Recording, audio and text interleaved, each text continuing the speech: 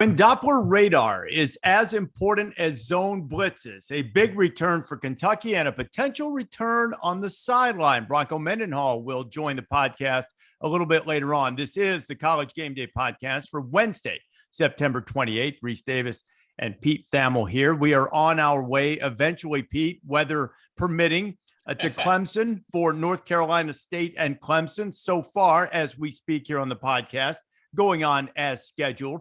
There are 5 games matching ranked opponents this weekend, few bigger than that one between the Tigers and the Wolfpack. And Pete, it's reminiscent of a time when we went to Clemson with College Game Day in 2015, the famous BYOG game against Notre Dame. Bring your own guts. Hurricane Joaquin was wreaking havoc. The governor, Nikki Haley, at the time told fans to stay home unless they had to attend. Emperor Dabo did not agree, and Emperor outranks governor during football season. So there was not an empty seat in Death Valley. They ended up making the playoff. That was sort of a coming of age moment for Clemson.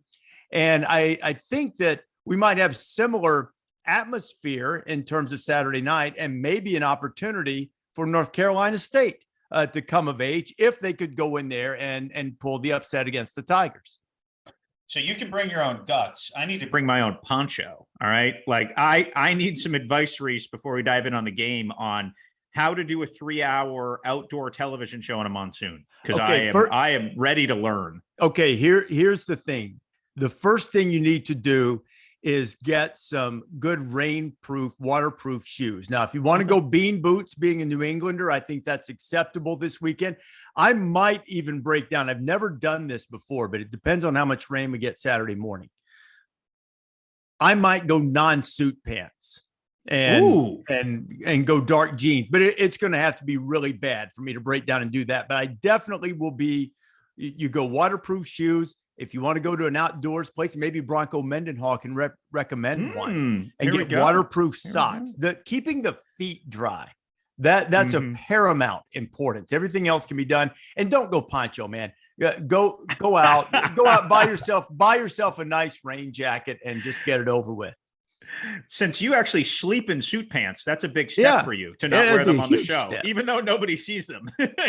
Well, they do sometimes when you stand up. True. You stand up. No, you stand up from time to time. Yeah, when Smokey starts wreaking havoc on the set like last week, sometimes it requires some standing up. So yes, I was told some advice that included don't wear shoes you ever want to wear again, and I was told by someone in programming, oh well. I mean, a water show makes great TV. I was like, yeah, unless you have to be part of making it. Well, no, you know what? We had guys last time we were at Clemson in the aftermath of a hurricane. We had guys diving into mud pits, and it certainly did make for good TV. Now, we want everybody to be safe, and obviously we won't know the circumstances of what the weather is like until Saturday morning. As I look at the forecast now, it's going to be rainy. There's going to be a little wind, but the last forecast I saw on weather.com. Now, I'm no Jim Cantori, who, by the way, made an appearance on that show in 2015, celebrity guest picker. But there we go. But, it looks as if it might, it's going to be messy, but, not really that bad. Did you see in North Carolina State's notes that they actually have their record and the Wolfpack's outcome in hurricane or tropical storm impacted games? No, I don't know what Notre Dame means, but a couple of years ago. Oh, remember that Notre Dame? Oh, that thing was a slog. I'm just hoping McAfee finally breaks out of his shell and goes and does some mud diving for us after the show on Saturday. I would think there's a decent chance of that, wouldn't you? Yeah, I would think so. I wouldn't bet against that. Yeah, I wouldn't bet against that on the latest FanDuel odds. If that was an option, if there was a nearby mud pit, I would think there'd be some temptation. So, we'll talk to Bronco Mendenhall about that game. We're going to break that one down a little bit more extensively. There's another game, another top 15 matchup in Oxford that follows College Game Day on Saturday. Kentucky and Ole Miss. Now, 2 undefeated teams. Ole Miss is finally playing a conference game. They haven't. We wonder about Zach Evans, who left the game against Tulsa, but they've been able to run the ball much more effectively than they've passed it. Kentucky, on the other hand, has not been able to run it at all. And now Chris Rodriguez comes back for the Wildcats. And their offensive coordinator, Rich Garangelo, is hoping that also helps the passing game a little bit, because Will Levis has made big plays, but he's gotten sacked a lot. Ole Miss gets a lot of pressure. I mean, there are a lot of factors at play that could sort of point the direction for the season for both the Wildcats and the Rebels in that one on Saturday too. I think this game will probably learn the most about two teams right? I still think there's a little aura of mystery around both those teams. Obviously, Kentucky went and won in the Swamp. I still think we're learning a little bit about how much resistance Florida is going to provide this season. When I look at Kentucky, Rece, I see a team that has the 88th ranked offense in the country. One spot ahead of Auburn, 2 spots ahead of Vanderbilt. So again, some of that is obviously Rodriguez being out. You just wonder if you can survive that gauntlet of the SEC. And again, I don't think they're in the same talent class as Georgia, but I don't see any other games on their schedule that I just automatically register as a loss, right? Yeah. But you have to play better offense than that. And you would think with Will Levis, with some of the really good young skill that they've flashed, that they would be able to, Rich Scangarello would be able to have that offense functioning at a little bit higher level. So again, maybe there's a burst in the run game. Maybe they start to get going a little bit, but that's the one thing I want to see from that game is, especially because look, Ole Miss is going to run some tempo. You're going to have a lot of possessions. Can you find a little bit of an identity on offense and have Will Levis push the ball down the field some and balance that with a good run attack? Yeah, I think I had a malaprop in his name. Give me the right pronunciation on the OC. See, people have to know this about Rece. He is he's a precision pronunciator. It's a very good quality to have in his job, which requires a complete repertory of random names from. Why do you say repertory instead of repertoire? So I think repertory there's a nuanced difference, I believe, in the two. And we're going to go into Wendy Billis territory here in Unique, but we need someone smarter to answer that question for us. But it's Rich Scangarello is the right pronunciation. Scangarello? Scangarello. It might be Scangarello, but I think it's Scangarello. Scangarello. Scangar. Yeah, I think it's pretty phonetic. Yeah. Okay. I think I just did the malaprop thing where I juxtaposed. I wasn't trying to correct syllables. you. No. I'm glad you do. No. I always say that, with guys, if you misspeak, if you call, for instance, the former Michigan State coach, if you call him, Mike D'Antoni instead of Mark D'Antonio, you don't have to say, hey, by the way, you missed that. Just say it right. If you had if it just slipped, you said something inadvertently or something to that nature, just go ahead and be a good teammate, say it right, say, look, we know we had a little misspeak there, no problem. And you kind of move on with the show. But about Scangarello, I read a great story this week. It's on ESPN.com right now that he was watching the LSU Kentucky game last year and saw Will Levis and said, hey, who's that? I need to make sure I have him on my scouting list for next year. And now all of a sudden he's running the offense for him. And scouts see a Josh Allen, and he's going to have a Josh Allen-like performance, I think, for Kentucky to win at the level that they would like to win the rest of the year, given their offensive problems. You threw some stats out. Let me throw a few that I've put in my notes for this week for Kentucky. 125th in the nation out of 131. Under 2.5 yards per rush, only 3 rushing touchdowns, 53% in the red zone. That's 102nd. They allow sacks nearly 14% of the time. That's 4th worst in the country. They've given up 16 sacks. The previous one was 5th worst. This one is 4th worst in the country, 16 sacks. But because of Levis's big arm, they are top 10 in the country in yards per attempt. So when he gets it off, they're making some plays downfield. Yeah, and I think that maybe the threat of Rodriguez helps give them a little balance, but obviously there's got to be some concern there just for the for the offensive line. And as you start facing the Jalen Carters of the world down the line, you're going to start running. And Will Levis, there are some archetype comparisons to Josh Allen, but he is not the athlete. Josh Allen's an athlete. He's a dude, man. Yes, yeah. And Will Levis, and so's Levis, but Allen is like ultra next level. Yeah, they're a little bit different in that sense. My first impression of Will Levis was when he came in Columbus a couple of years ago. Do you remember that game? At Ohio State.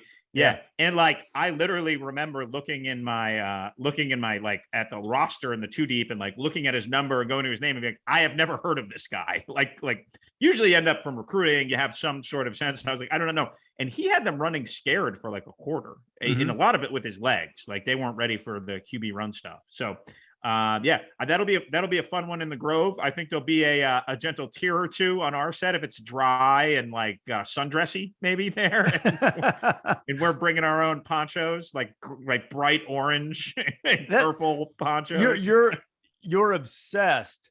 You're obsessed with the poncho. I'm telling you, man. Look, you are getting so. First of all, you are, as Pat McAfee said, you are the authority. That's your new name. You're the authority. But you are going, and people watching on YouTube, watch this, just like that, straight up in terms of television presence, performance. And I just don't want to see a major setback by you wearing a poncho. I'm trying to help you here. Trish won't let me. Trish won't have it. Yeah, she's not going to have it. She won't let me. It's funny. I have plenty of like winter coats for suits because I live in Boston, but I don't know if I have a proper raincoat. In that sense. Also, I don't know if we're going to be like covered or not. And I haven't wanted to bother anyone because logistics people have a lot more things to worry about this week, trying to get a show gun in a hurricane. I can tell we're not going to, just speaking historically, Pete, all joking aside, and I'd rather just sit around and joke about it, but we're not going to put you out in the rain for the sake of putting you out in the rain. Okay. Well, that's nice. So, I appreciate that. I mean, now there may be somebody there helping with an umbrella or some such thing, but it's, how warm is it going to be? It looks like it's going to be in the 60s. 60s. Okay. Yeah. So it's not going to be terribly pleasant, but sometimes the weather is a story. We went to, when PJ Fleck was at Western Michigan. Oh yeah. We went to Kalamazoo, that great team that he had the year before he went to Minnesota. And I mean, dude, it was snowing sideways. Right. So we put Gene Wojciechowski out on the demo field to lead to his piece. I don't even remember what the piece was, but the snow is blowing sideways and it cakes up on Gene's glasses. And as he's talking, he just has like a snowball on one of his glasses. It looked like Frosty the Snowman out there. So it can give you a moment. The weather can give you a moment. Yeah, I'm sure Gene took that in good humor and did not have any sarcastic rebuttals to his assignment. Oh, man, I'm looking forward to seeing first a couple of guys. I mean, look, you want Zach Evans to be able to play in that Kentucky Ole Miss game, but what about the revelation that Quinshon Judkins is? I mean, he's like second in the country in broken tackles or something like that, and he's actually their leading rusher. But Evans has been dynamic too. And then if Rodriguez comes back, that could be an old school, entertaining game with a lot of emphasis on the ground game for sure. So. So let's do a quick, before Bronco joins us here, nickel analysis of the game and the weather that we're going to have, and we'll get Bronco's thoughts. But do you feel like this is NC State's moment, Rece? I do not. But what do I know about the ACC? I mean, last week, I've already done my mea culpa with, dumb loses more than smart wins, and the dumb take that Wake Forest was going to get run over. So I think they're really good, Pete. I do, but to ask them to come in and win that game when, man, I'm going to tell you, their stats on everything. And I'm not trying to be stats nerd here, but their offensive efficiency is among the worst in the country, which is somewhat surprising with the veteran quarterback that they have. Now, their defense has been awesome. It's, it's top 10 in efficiency, but it's a lot to ask. There's not a lot of evidence so far up to this point to think that it's their moment. But if they could do it, I mean, it could be one that vaults them. They've had this is in many ways like Wake Forest. Dave Clawson has been saying good to great. This is where NC State has the opportunity to go good to great. And if they do that, maybe it's Devin Leary's moment. And when he does it, Best in the Game is brought to you by Old Dominion Freight Line, helping the world keep promises. And maybe many people will be talking about Devin Leary in the same way that they're talking about Will Levis and some of the other elite quarterbacks.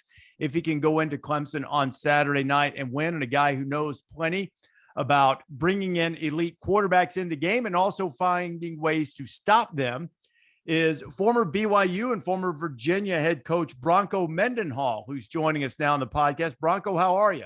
Love the backdrop, Excellent. Bronco. That is awesome. That is my place in Virginia. Oh. And that was 12 minutes from the football office. And there were times where I could just kind of sneak out and my boys would have the horses saddled and we'd rope a few steers and I would just sneak back and no one knew other than a little dust residue coming in to the football office. You could see just a little trace of arena dirt leading to my office. So going back to the office and those quick little trips to rope steer, what's the biggest misadventure you ever had roping a steer and then you had to get back to football practice or meetings or whatever? Yeah. So the steers enter the chutes, right? And the chutes are where they come out of, and the heeler is on the right side and the header is on the left side. But what's called the lead ups are the kind of this funnel that brings the steers into the chute. Well, these lead ups, the design was a little bit flawed. And when steers lay down, their back hips kind of open like this. Well, sometimes they'd be waiting or another one would get on the back of one and kind of push it down and their hips would open and then they would be underneath the lead up. And so they couldn't stand up.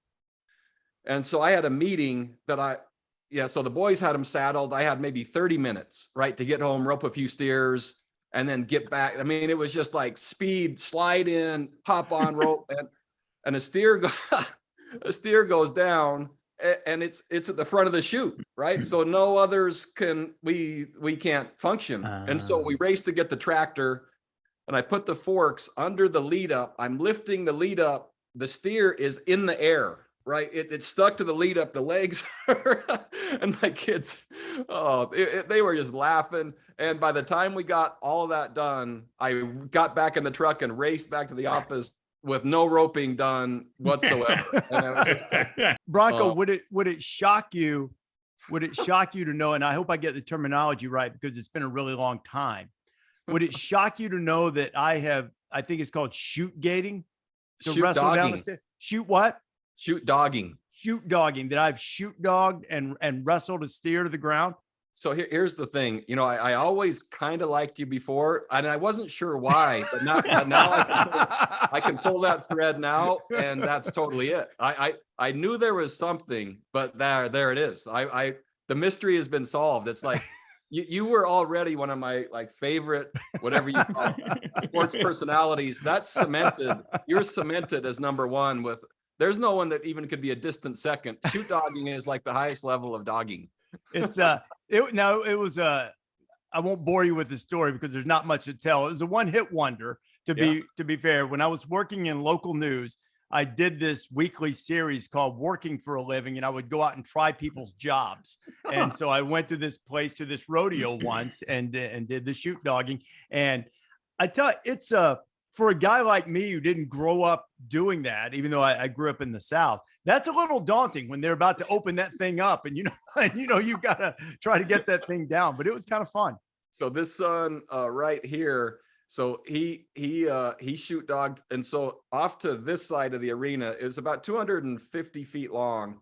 And he shoot dogged one and it took him all the way to the farthest fence. Before he finally got it done. He was drug and flipped and he would not let go. And I forget that I might have bet him a Diet Coke or a drink or something on it. And he would not let go. And what's crazy is, so there we are in Charlottesville and I'm coaching football.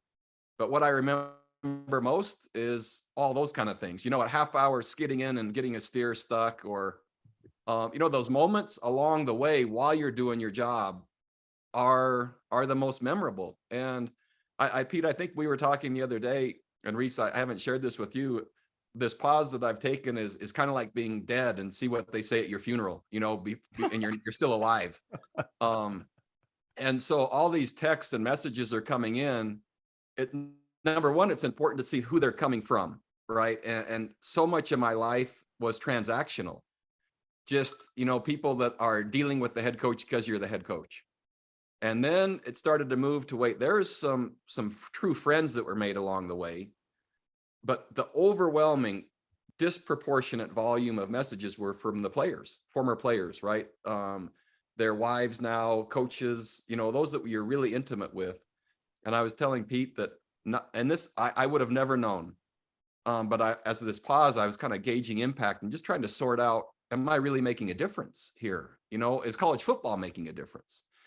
And not a single, over hundreds. I wish I should probably go back and count like how many it is to be true on the sample size, but hundreds and hundreds. Not a single player or text has mentioned a game. Not a single player has mentioned a score. Not a single player has mentioned a season. They've mentioned like these things you and I just talked about, things that happened at practice. Like, hey, coach, you remember when, it was a rainy day and you came out and you slipped coming off the stairs and your notebook went flying, and, like there's like of an entire career he would spend at a place, a player mentioned something like that. Right. And so like these moments along the way, wow, are they underestimated in terms of impact? And so, yeah, the singular most important thing I think in the job is to get results. However, how you get results, right? The experiential component along the way, what I've learned, and the greatest gift I've been given in this pause is that, right? The impact is happening while you're doing your job, right? The outcome is absolutely necessary. It has to happen. But wow, I would have never guessed. Well, it would have been a nice theory, right? But it's just been cemented to me how much those experiential, kind of not just what you do, but how you do it, right? The how you do it is where the impact lies. And that lasts longer than the records, which has been really interesting to me. So anyway, my family, they remember the stories like that at Virginia.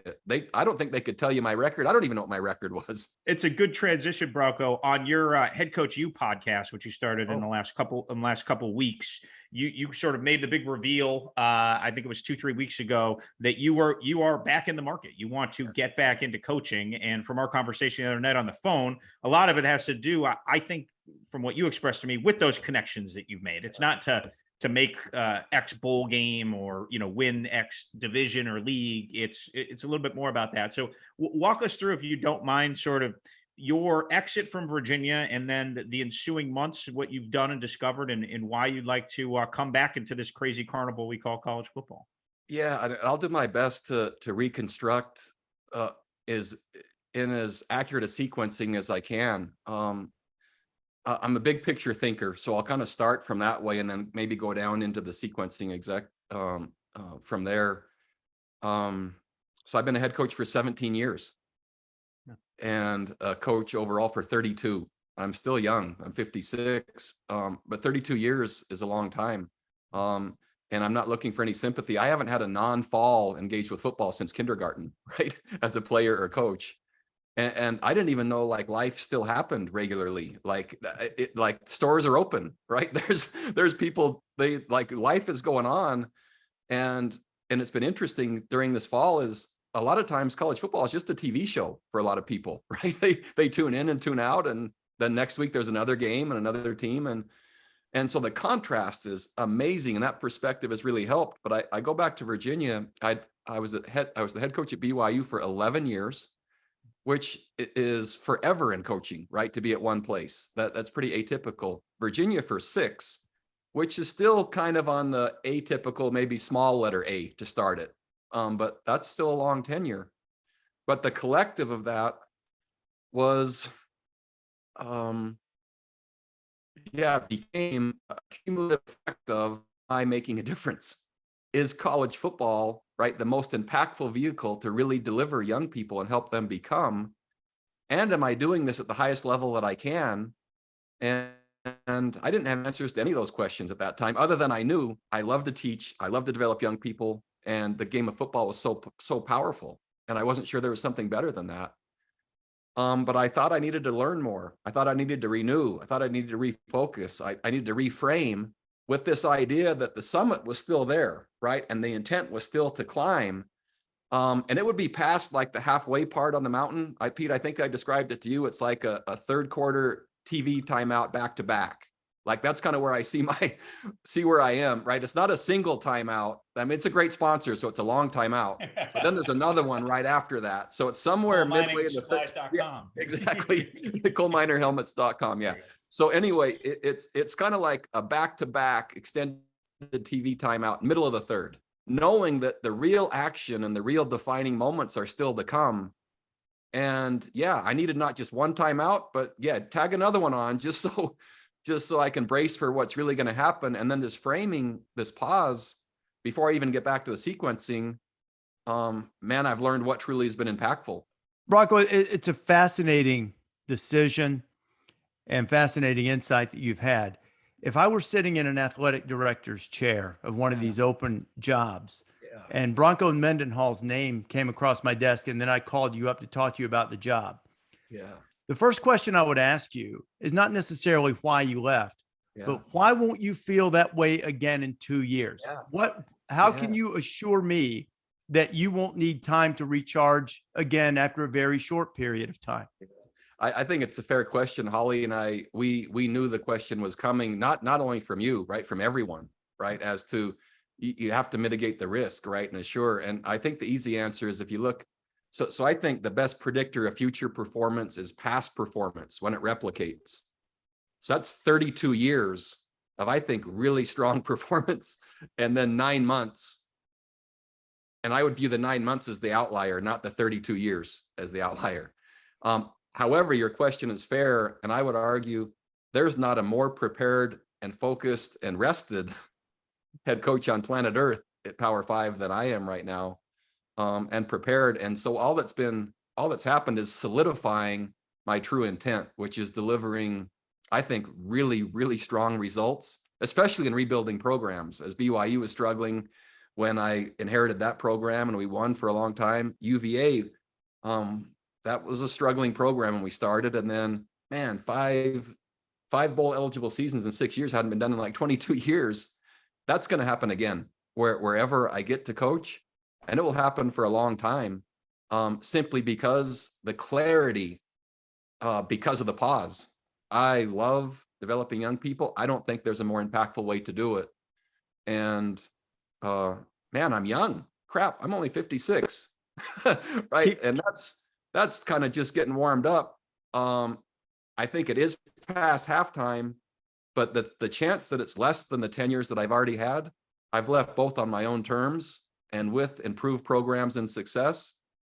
The chance that doesn't happen again, I view as almost non-existent. And so I think an athletic director is getting a better version of me now than ever before, with the singular purpose to summit, right? And the summit is, man, again, we're not at the halfway camp going up Everest. I've been calling it the assault camp, where you can see the summit, and now like the pack is full, power bars are all in there, you sleeping, all the stuff that you need, right? And you look around at your team and like my wife, you can see that look. Okay, let's go. We're gonna make it, right? And so it's just reaffirmed what we had already been doing, but somehow, like in our oxygen tanks, if you go with oxygen, right, there's like rocket fuel in there now. And so it's, I guess that's the best assurance that I could give you. And I think most folks that know me, there's a lot of, I just believe in authenticity and transparency. What level of program does it have to be? Does it have to be Power 5? Does it have to be a Power 5 with winning history?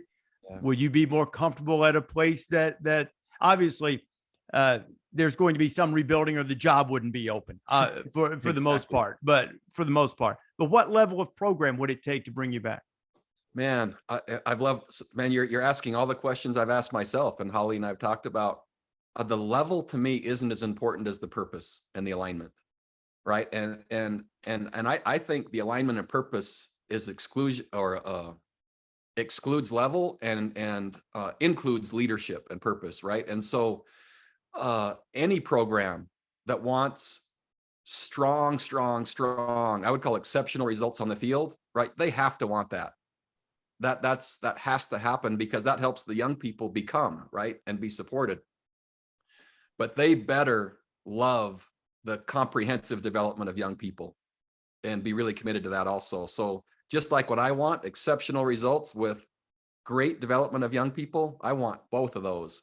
And if someone wants just kind of the mercenary coach, football only at all costs and whatever they have to do along the way, that's not for me. But if they want young people treated really well, who do exceptional in school, who give back to the community, who are actually looking to add value to the place that they are and are aligned with that place while they're winning games, yeah, the level isn't as important as the alignment. Let me ask you this about when we talked the other night, Bronco, we sort of just lamented how crazy this world has gotten, right, in just college athletics and how much it's grown. One of the things that has arisen is that you are uniquely positioned for sitting out right now is that schools that have opened, and there's 3 jobs open right now, hiring someone who's sitting out in early November has become a competitive advantage, a distinct competitive advantage. And so again, I'm not going to ask you to like break down the jobs that are open, but like that, you know, you could your Montana break and your what is it? I have it written down here. Calf roping, or no? I'm sorry, team roping. Team roping and your fly fishing could get cut short a little bit here, because you could be rolling into a practice somewhere in mid-November and start working the portal. But I'm just wondering if those dynamics sitting out, it gives you a bit of an advantage, and if you thought about maybe, you know, like the opportunity coming in the next 4 weeks. Oh yeah. And so I don't lack, there are those that believe, right, that it's a negative if a person or a coach has recreational hobbies that they're passionate about, because they're supposed to be all football all the time. Yeah, I exactly opposite of that. I think the happiest and best people that I know are when their job is over, they race to go something they can't wait to do. And I have all kinds of those things. And so every cast with my fly rod, that battery is going all the way to green and then starts blinking green, right? It's just not like solid green. It's blinking like if it keeps plugged in anymore, it's going to freaking blow up, right? Every time I rope a steer, who's going to benefit is the program and the players I'm working with is who's going to benefit, and my wife and kids, right? So this idea that life is singular and purpose only and you're defined by your job, wow, do I think that's a flawed construct. And so anyway, by the way, as I'm thinking about it, I'm seeing, Pete, I'm saying you as the header and Rece as the healer. And when you guys come to visit in Montana and we're roping steers, I see a roping team together there that could be all time. I do. I can barely tie my shoes, Bronco. So going back to your question though, like let's face it, it's a race, right? College football, the competitive world of athletics is a race. And if someone is starting on recruiting and on program design and on cultural development, it took me an entire year at Virginia even to know what it was, right? Just before we could even design a program that would truly fit there, right? And work there. If that work can be happening now, prior to a recruiting class and prior to a spring, right? We're starting at different starting lines with other programs that are hiring at the end. And that's not to self-promote or say, yeah, I'm the best candidate because I'm available. There's only so much time. And in the world of college athletics, every second is used. And so that certainly doesn't mean to rush to the decision, but if there's great alignment with an exceptional candidate that fits a place with almost guaranteed results, man, I would look hard at that. Simply because you're starting faster. You know, in the world of track and field, it looks like someone's starting ahead on the stagger, right? If they're running the 200, the 400, this would be like that, except it's not even. Like this is actually truly a stagger where someone's starting earlier than someone else. And based on the deficits of the programs, which they wouldn't be hiring without being in a deficit, you need as much head start as you can get without compromising the right leader. Right. And so I think that's the advantage. And the downside is for those kids on the teams that are having coaching changes middle of the season. That's awful. It's just so hard. And I feel, and my heart breaks for the coaches that are on those staffs, right, holding it together, those kids that are playing their hearts out, trying to salvage and become, and the uncertainty of what's coming for them. And so I think that has to be acknowledged as well, because man, change comes with a cost, right? It comes with a cost, not only financial cost. I'm not saying that. The longer cost and the more impactful cost is the impact on the young people. And man, you certainly better hope that whoever is replaced with someone that delivers at a higher level, so those kids can benefit and have an experience beyond what they were having, right, on the field. And otherwise, wow, what a bunch of heartache for I'm not going to say nothing, but yeah, it doesn't work so well if it's just not designed well. It's been a long time now, but Clemson had that situation. Dabo Swinney stepped in there and has built one of the great programs really in this generation, if not the whole history of the sport. Dave Doran has won consistently for an extended period of time at North Carolina State too. You're very familiar with both programs from all the years that you spent at Virginia, Bronco. When you look at this game Saturday night, when you consider the potential impact of the weather, how do you see that one? Where does this game turn? You know what I love, and there's no chance I predict outcome, right? There, but what I will do is just reflect for a second on your comment. You're talking about longevity and identity and distinction, right? I think you compete on differentiation, and so Dabo and Clemson, they've built a very unique culture for a very specific place in a very unique state with a really well-defined fan base, and all those things align really well. And you can say what came first, that can be argued, right? Almost if you build it, they will come. But there are places that remain passionate about football, even though their team currently isn't successful, right? And so Dabo has done a super job of differentiation, right? The style of play and the values and the culture to fit a specific place. And I would say Dave has done very similarly. And these are authentic to the leader, right? So Dave, who he is at that particular place, those programs are not the same, right? They're not mirrored images, and they're not the same style, nor do they play the same brand of football, but they do play specific and uniquely aligned to the leader, the place, and the institution, right? And to the identities. And that to me is the coolest part of college football over the NFL, which the franchises that seems to be more similar than different. I love the distinction. And you'll go, I don't know, your jobs must be fascinating, because you can go to West Point and cover a game. And what other place on planet Earth that plays football, right, would be that experience, right? Or then you're at Appalachian State, right? And you're seeing, whoa, and then now you get this game. To me, the beauty of the sport comes from the differentiation and the leaders that see that, right? Whichever job that I'm lucky enough to be given and to be worthy of that hire, my first task is, what is this place, right? What is the story? What is the history? And then design a program that aligns and delivers football in relation to that. And that to me, and as you just mentioned that game, yeah, I think those are two good examples. And they're playing really well. And when you get great results that's aligned well too, yeah, watch out. And I think it's going to be a great game.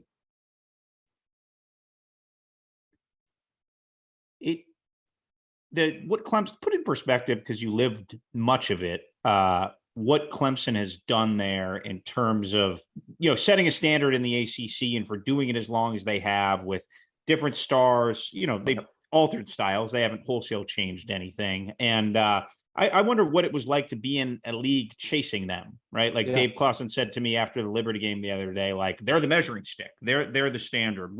How did that sort of grow and shape your program at Virginia, Bronco, chasing Clemson and trying to, build a better mousetrap than they have? Yeah, it's so powerful to have a barometer.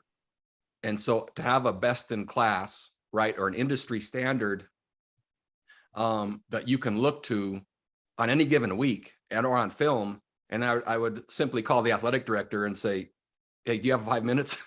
And then just look at personnel, right? And say, okay, this is us, this is them.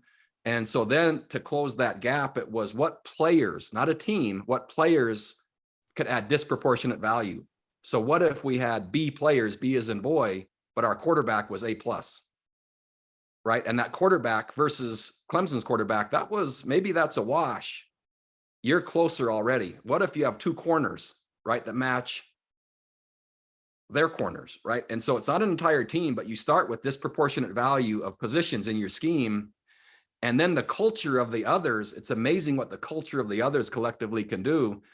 What Clemson did a nice job of is, wow, did their administration support football, right? Is football important and valuable there? That answer is yes, more important and more valuable, probably demonstrably, but than any other ACC team if you went on dollars spent, right? If you say, what's the measuring stick? Probably first. And you'll have to research that, but that'd be my guess. Then if you say, okay, what is going to bring amazing players? Yeah, quite frankly, selection and assessment, there has to be an attraction component as well. And Wake Forest has done a really nice job. If you see their facilities, folks might think Wake Forest, and that's an academic school, and Dave is an exceptional coach. They have very good facilities, right? Yes. So there's an attraction to a good leader, right? A very good program, but also a commitment. And when you see commitment with the right leadership, some pretty magical things can happen. And so if Clemson, all you had to do as you assessed your program, financial commitment, check. Facilities, check. Leadership and coaching abilities, check, right? Roster management and the selection and assessment and the recruiting processes, check, check, check, check. You just go to look for where are the weaknesses. And in building a program like Virginia, the key is then prioritizing, right? Because you can't hit them all at the same time, but then trying to sequentially hit the things that are most important first for sustainable results, but also immediate progress that allows you to stay long enough for sustainable results, right? And if you get the priority backwards, you don't get to keep going. And so Dave over time has done that at Wake Forest. Dave Doran has done the same thing at NC State. And that is enough immediacy in return to get the consistency and longevity to continue on. And there's the friction point, right, for all of us, where the transfer portal, as you mentioned, really wasn't accessible to us at Virginia, but the graduate transfer market was. And wow, does that fit Virginia? Let's have really good players that might have been undervalued elsewhere that want a master's degree and they want to do it at Virginia. That's great alignment, right? Because you're going to get masters from Virginia and play football at a level, at a place you're needed and wanted, and you're going to be so impactful immediately. You start saying, right, what do we all need to be fulfilled? Yeah, being needed and wanted. And so I'm not so concerned on the transfer portal, because if you design your roster correctly and you treat players and people well, they stay. And if you don't, they don't. And I know I oversimplified that, and I'm sure there'll be commentary about what I just said, but that's what I believe. Bronco, it's been great talking to you. We wish you the best of luck in the next adventure. Wish you the best of luck with the roping as well, the team roping, and congratulations on the new place in Montana. And I know you don't think that Pete and I are going to take you up on it, but we'll see you this summer in Montana. So as soon as I sign off here, I'm going to saddle the horses, and I'm going to break the word to them. Okay, we're going to enjoy time together, but next summer you've got some guests coming, and I'm just going to start preparing them now, just so they're ready. Make sure there's a hospital nearby. And coming too. Bronco, great talking to you. Good luck, my friend. The Bronco Mendenhall, sort of a Renaissance man as it pertains to football coaches, for sure. No secret about the fact that he wants another job. And I don't think for a second that he was just being specific, but there was so much in that. I don't want to call it campaign pitch, but yeah, I'm going to, but it wasn't, I don't mean that derisively. That sounded like, I want to be the coach at Nebraska. I mean, that's what it sounded like to me. Do you agree? Well, here's the thing. And I'm not trying to get you to divulge any. No. I think this, Rece, like there's 3 open jobs. One has terrible alignment at Arizona State, quite frankly, and we're not sure what's going to happen with Ray Anderson, the AD there. And Michael Crow, the president there, was like Larry Scott's long champion. He's muddied the water in athletics and kept the sleeping giant asleep. He's been the what's that on Thanksgiving, the trip opening that you have with the turkey? He's been tryptamine, I think. Tryptamine. Anyway. He's been the sleeping giant's tryptamine. He is. Michael Crow has kept it napping. And so if he's genuine about alignment, which I think he is, especially when you hear how philosophical he is and how thoughtful he is about organizational structure. He gave me a great quote the other day when talking about why we are where we are in college athletics. He said, organizations are perfectly designed for the results they get. And I thought that is like really simple and profound. So Arizona State wouldn't fit in that. When Auburn opens, it certainly wouldn't fit in that. And then obviously there's an athletic director search at Georgia Tech that would precede any coaching search. So you don't know if there's alignment there, quite frankly. So if there were to be an open job that he was speaking of, the only one that would fit would be Nebraska. And I think, in all honesty, the way he answered the question I asked him is going to be one he's going to have to answer anywhere. It was a great question. Why should I believe as the AD that you're not going to feel the same way in a year or two that you just felt at Virginia and needed time off? He's a young guy. I sincerely appreciated the fact that he continued to emphasize that 56 was young, considering that I too am 56. So I had a great appreciation for that. And he's right about that, all joking aside, particularly as a head coach. There's no one out there necessarily that delivers the same type of program building credentials that he can bring you. In terms of people out of work, I mean, there obviously, if you go and take another coach, if they were able to take the Kansas or Kansas State coach, Leipold or Kleiman, either of those guys have national championships on their resumes. Clearly, they can build programs too. But he's got a pretty strong resume to walk into any of these open jobs or any that may come open in the coming weeks and months too. So I think he'll be back in. The question is where, and will it be at the highest level, or will it be one of a stepping stone back? That's what remains to be seen, I think. Yeah. I think right now he would be the top out of work coach candidate on the board. He and Tom Herman, and they're probably pretty different fits, right? Very different. And they're two guys who are both very successful. Tom, especially at Houston, and they're wired very different. So, and both very smart, by the way. But Tom, different sensibilities. Both very intelligent guys. Yes, so. And I think that the places that are open or are inevitably going to open have huge roster deficits right now. Georgia Tech's roster is not good. Nebraska's roster is probably better than it's playing, but it is not good.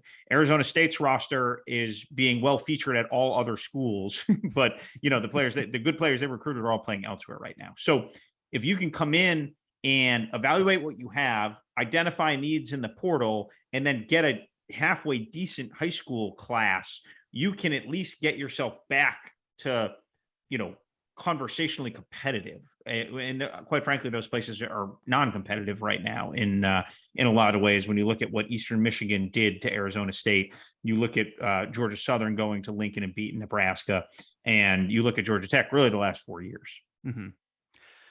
Fascinating conversation. Really interesting guy. Appreciate Bronco Mendenhall joining us on the College Game Day podcast. Touched on a couple of games along the way, and that means that we are well set up to miss a bunch of picks. I'm afraid to find out what my record was on the podcast on Friday, but you can join us for the Friday edition picks of the College Game Day podcast.